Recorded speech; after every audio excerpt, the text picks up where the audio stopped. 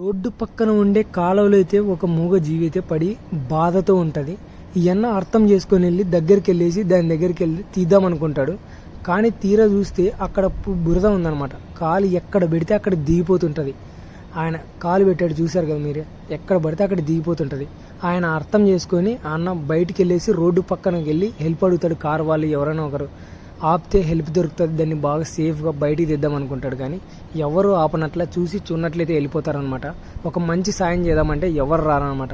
మనం చేసేటప్పుడు ఎన్నో కామెంట్స్ పెడుతుంటారు, మనకి ఎన్నో బ్యాడ్గా వర్డ్స్ అయితే యూజ్ చేస్తుంటారు, కానీ హెల్ప్ అయితే చేయరనమాట.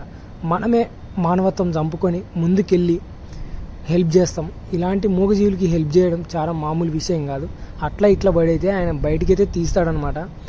నిజంగా అంటే ఇలాంటి వాళ్ళకి సెల్యూట్ అనమాట. ఎందుకంటే ఒక మూగజీవి అర్థం చేసుకొని ముందుకెళ్ళేసి సేవ్ చేయడం అంటే మామూలు విషయం కాదు. ఈ వీడియో నచ్చినట్లయితే ప్లీజ్ సబ్స్క్రైబ్.